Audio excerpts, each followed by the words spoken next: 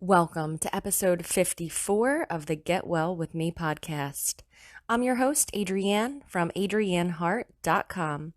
Our philosophy here is excellence, not perfection. And together we explore the benefits of aligning our inner mind with our wellness goals. And we embrace the idea that happiness is homemade and our life is only as good as our mindset. As a wellness leader, I aim to inspire, uplift, and empower you on your own unique wellness journey. Please subscribe to this channel on Apple Podcasts, Stitcher, Castbox, YouTube, Spotify, wherever you'd like to listen. All right, let's get into the episode. So, what's stressing you out? Probably something that you saw online, maybe an interaction that you had with a family member or a friend, or perhaps it was a robot and you didn't even know it. That is the world that we live in. There used to be this base reality where basically we were all working from the same place. Certain things were true for everyone. Everyone across the country read the same newspaper articles. So although we would form different opinions about the news and whether or not it was true or not, we were all working from the same base reality. And now our base reality is completely different. So when I go online, there's this representation, there's this filter of the world, and it's not what the internet thinks that I want to see.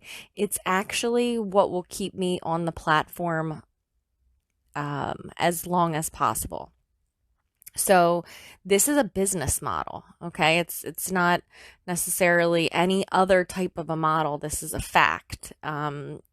Facebook and every social media is designed to keep you on that platform for as long as possible. That's the reason that if you go onto Facebook or Twitter and you just post a link, it's not going to show it to almost anyone because it doesn't want you to click on the link and leave the platform.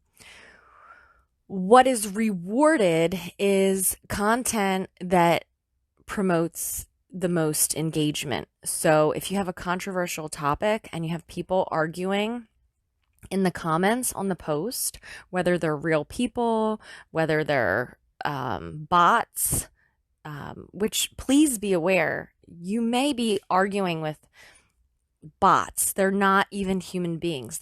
That's how good artificial intelligence is.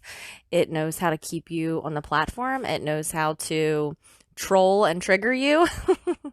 So, fortunately, I have been able to think really clearly about these things just most recently because I've done an internet fast. It started with I started to feel like I was losing my mind in a way because I just was so angry all the time. Like there was just no shortage of things that would just really fire up my adrenaline and even like moments of rage. And then how about the moments of internal rage where you have to act normal but on the inside you're just like burning up. That happens when you go online. There's so much there that is designed intentionally to upset you and make you afraid and to keep the loops open in your mind so that you'll continue to go back to have your own ideas revalidated. The longer that I stayed away from Facebook, and this is going back to it's been more than a month. So let's say it's been approximately 5 or 6 weeks since I have even looked at Facebook. It wasn't enough. Like the addiction was so strong to continuously have my ideas validated or to look up more information that made me feel safe. That's the whole idea with why people turn the news on in the morning.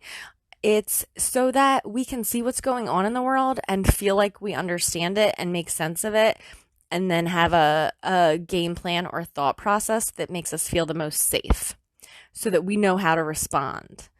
But what happens is we're not fully aware that this is not just mass hypnosis, right? Because if you've been listening to this podcast long enough, you realize everything is hypnosis, especially on social media or while watching TV, because you easily can fall into a trance from videos. You know, your brainwaves drop down into theta, and then boom. I mean, there's access to your subconscious mind. But I'm saying, like, taking this a step farther is waking up to the fact, because it is a fact. I mean, it is waking up to the fact, just realizing that what you see in your news feed on any platform, it is not what someone else sees on theirs. It is not.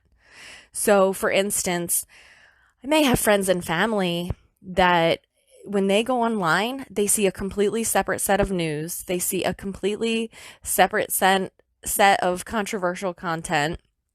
They have their own idea of what is funny, what is not, and what angers them. And you'll notice more and more and more that you see content that angers you or scares you. That is the magic formula to keep you on that platform for the longest amount of time. I'm breaking this down real quick because I have gotten so much value from this internet fast. I really was feeling toxic. I was noticing that the tone of my thoughts was angry, and I was recognizing that that's really not congruent with who I am and who I choose to be.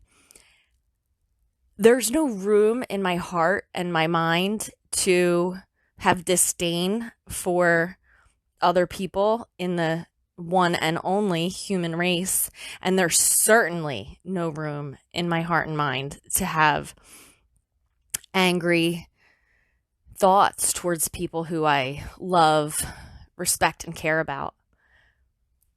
I've always been that person that, because of my education in understanding how the unconscious mind works, to give people a lot of grace and realize that it is an unrealistic expectation to expect people to see things the way that you do, based on the fact that they had a different upbringing than you. They had a different environment than you. They're currently in a different environment, a different workplace. They're surrounded by all these different influences. But where do we spend the most time? Online. You have this thing on your phone called digital well-being. If you haven't, I'm sure Apple has some form of this, but if your phone is an Android, look at the digital well-being app that is in there, and it will tell you how much time that you're spending on social media. And for the longest time, I've utilized that app to kind of like keep myself in check, or realize when it's really sickening. Like, I've spent multiple hours per day just staring at TikTok, or, you know, I don't know, just being on Facebook for way too long. So that was a interesting way to really check myself and not lie to myself about how much time. Like, for instance, people say, "Oh, I only go on Facebook, just once in a while so I know what's going on." I call bullshit. Major bullshit. Look at your digital well-being. It will tell you. It will tell you how many hours in the week.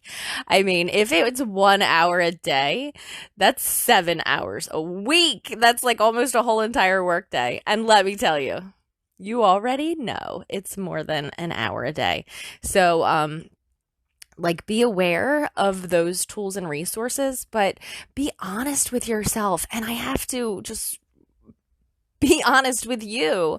I was deluding myself about the way that I wanted to think like I was in control and that social media wasn't in control. But the truth is that you can't win against it. You can't win against it. It's like, there's the playground with the bullies on it, and you just keep going there every single day and getting beat up. Except for, imagine this. Imagine if the bullies who are in the playground, like, they really think they're right and they're not bullying you. They think they're just standing up for what they believe.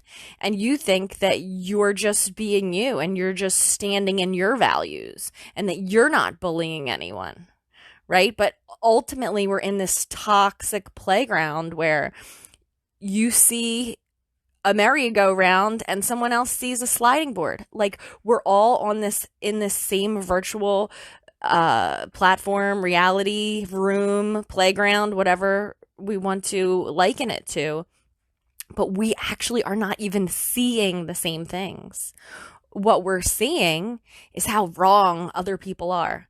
And hey, I am very strong in my values and I know exactly what I believe. And I don't blow around like a leaf in the wind. I am a firmly planted tree. My roots are deep and strong and I will not be moved. However, I may be poisoned.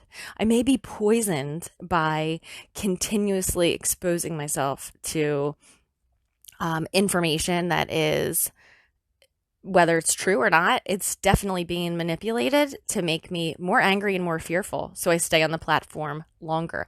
I don't want to be angry and I don't want to be fearful for one reason, just cancer. Angry people, resentful, bitter people, that is how you get sick, whether it's cancer or something else. It shuts down your immune system. So I am so hyper aware that my thoughts create my physiology, that my thoughts create my reality as I see it and view it. And I no longer want to plug in to a matrix, so to speak, that is going to take my energy away and even transmute it into something that is harmful to me and the others around me, versus nurture myself in, a loving way, in an environment that actually is healthy and comfortable and peaceful and exciting again. Just have that film just come off of your eyes, get the scales off your eyes so you can see again. And I don't have a solution. There is no solution. At this time, I'm very hopeful that there will be a solution, that there will be some way to, get back to some type of a neutral ground. And no one can answer the question, who would be the person or agency that would be trustworthy enough to say what is and isn't allowed on the internet, or what practices are or not allowed on the internet. The powers that be, they know what time you take a crap in the morning, and they know exactly what to pop up on your phone to get your goat before you even started your day. So, be aware that when you reach for your phone on the crapper, or you reach for your phone in line at the store instead of, interacting with the people who are standing in line with you, not only are you just giving in to basically outsourcing your mind. Instead of thinking my own thoughts, instead of being intentional about the day that I want to have, instead of being intentional about the connections that I want to make, I'm just outsourcing that to my phone. And my phone is so damn smart that it knows exactly what to show me to make me look at it more and more and more and longer and longer and longer, to manipulate my behavior, to predict my behavior. So I'm not against cell phones. I'm not against the internet. They are amazing tools and resources. And just like you can pick up a gun to protect your home, or you can pick up a gun to go and murder someone, realize that the internet is the same thing, and that at this point there is no outside of ourselves that can protect us from it. I know it's horrifying because it's an addiction, and so it can feel really powerless. It can put you really in a feeling of almost being like a victim. And believe me, that is one of the things that we're being manipulated to think, is that we are a victim of the circumstances that are outside of us, that are too big for us to control, and makes us feel powerless. And it, keeps us continuously in this addictive loop. If you try to fast from an internet website, whether it be Facebook or any other platform that you spend a lot of time on, you will have physical symptoms. Like, I felt even more depressed when I got off of Facebook, and even way more depressed when I really did a real internet fast and just wouldn't allow myself to go on, Twitter, TikTok, Minds, whatever else. Admittedly, I did allow myself to listen to audio content. I find it to be a lot less triggering, and I did also impose a rule to myself: no political, medical, or anything else that would like check the box as one of my triggers, something that would get me back into that fear-based cycle. Even the news sources that I do trust and the content that I do trust, I decided to just totally decompress from it. And there's a certain amount of surrender there where you're like, okay, I'm going to not look at the world and hope that it doesn't blow up while I'm not looking at it. But real surrender is realizing that, if the world's going to blow up, it's going to blow up whether you're looking at the internet or not. So I know it's like some convoluted mind, mental poison. So after recalibrating my mind, now I'm very intentional about, what do I want to give mental consent to? Like, what do I want to consent to allowing in my mind? And, between you and I am scared. Like, I'm scared what's going to happen when I go back on Facebook. Are all of those angry feelings going to come back? I mean, one day I was so angry from something that I saw that, like, I squeezed the unopened bag of coffee beans until they just like bursted out, because I was like, something needs to go. Something needs to break. I need like something. And fortunately, it was just coffee beans, but like, when you're physically needing to punch something or burn something down, I mean, this is how, well, I'm going to stop because I don't want to add to any of the, I don't want to add to any of that junk, right? The whole idea is to detox, to let it out. But I'm going to be very careful about coming back. And I admit that I don't believe there's a way to not come back. I mean, from a business standpoint, Facebook has the monopoly on, if I want someone to see an ad and I want it to be a certain person that is familiar with certain content, certain concepts, already follows other like-minded individuals, I can pay Facebook $20 and it's going to show my ad to those people. There's nowhere else to go with that. Like, there's no other way to do that. They own the market on knowing everything about a human being and exactly how to sell to them. And realize their customer, it's not you, right? So when you're on Facebook, for example, you are not their customer. Their customer is someone who is purchasing ads. That's their customer. And you are the person that they collect all of your personal information so they know exactly what you want and when you want it and when you're ready to buy it or when you're ready to vote or when you're ready to go to a concert. They know everything about you because we voluntarily have given them that information. And like, I'm not saying that that's not okay. It's just we need to be aware. When our mind is no longer a crystal clear swimming pool, but it just has, one drop of poison from everybody in our newsfeed in it, it's a cesspool. It's like disgusting. It's repulsive. And when you step out of it for long enough, you start to feel clean again. You can hear your own thoughts. And you can have better discernment about your emotions, knowing that they're yours and they weren't just planted there by a nefarious scheme of the internet.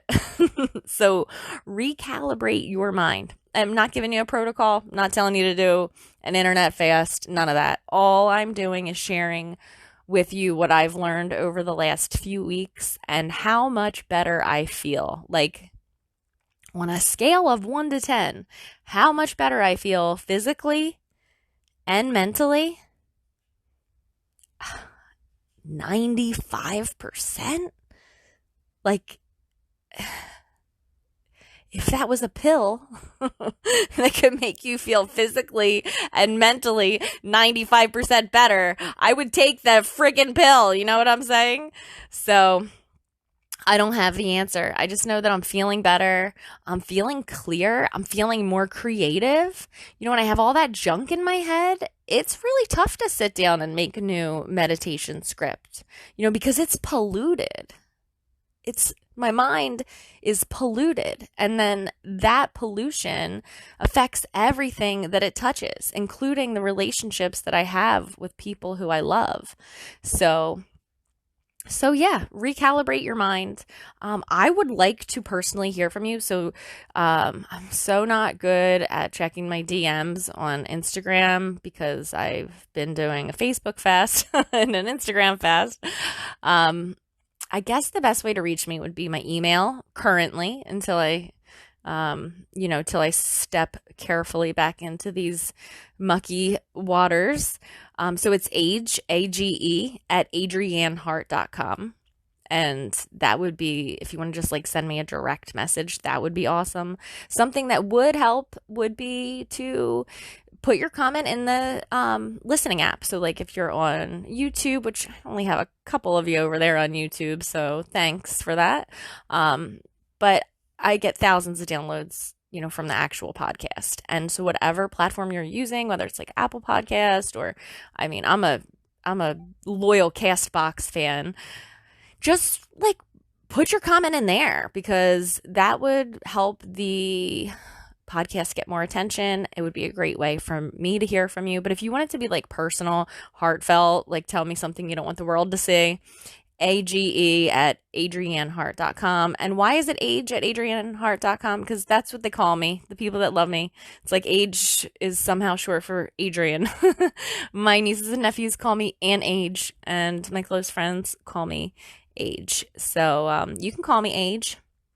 Anyway, yeah, I just wanted to share that clarity with you. So I hope that was helpful. I hope that was inspirational. I want to warn you, if you go on this journey and you decide to detox your social media and your internet usage and your TV and your news and all of this input, and you want to be more intentional about, less input, more output, then that's something we could talk about. I think that would be fun to do as a group. I think that would be fun to do so that you did have maybe an outlet for some support. I did this totally alone. Totally alone, which was okay because I was working through my own stuff, writing out things in my journal, coming to new and fresh conclusions and just seeing what it feels like to be me again. Do you know how many years it's been? I went on Facebook in 2008. It was 2008. It's 2021. That was my first 6 weeks off of Facebook since 2008. And you know what's underneath it all? The real me. The me that doesn't seek validation from external sources. The me that can be quiet and okay with myself. The me that realizes, you know what? Maybe I'm having a hard time and I'm depressed, but it's like just my own stuff. It's not everyone else's stuff. Seeing the world through the eyes of people that have different values than you, like it can actually be physically painful. So I don't have to tell you that. I know that you're going through it. The whole entire globe is feeling this. This was the words I was trying not to say before, was civil war. They keep saying, oh, it's going to be a civil war. It already is, and it's already happening on the internet, right? So I hope that we don't see the day that this becomes a physical manifestation of what's going on in our minds. But as you know, that is how things work.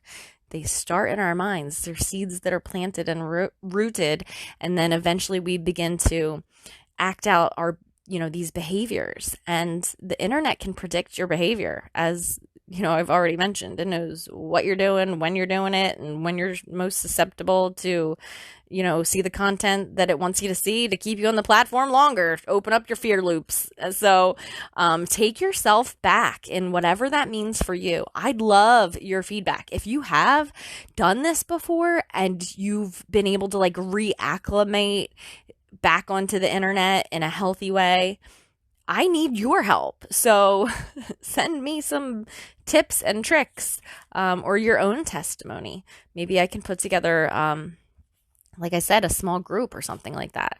So I'm really excited for the fact that I am in control of what goes into my mind, and so are you. It might not feel like that. That might not even be true for you right now. You might be a total slave. I was 6 weeks ago a complete slave. My emotions were like a roller coaster, and so angry. Like the actual tone of my thoughts were just so angry. How can they say that? How can they think that? Can't they read? And I hate to be like condescending to people. Yeah, they can read, and they're reading something completely different than I'm reading, and they're being shown different news than I'm seeing. And, that's the truth. So let's have grace for everyone who's in our life. Let's have grace for the people who are on the internet that it seems like they're acting out or they're being inappropriate. And let's just realize that each person is in their own delusion, and I don't want to put you down or me down, but that is true. When we go on the internet, we're in a bubble of our own delusion. Whatever platform we're on, whatever search engine we're on, it knows who we are.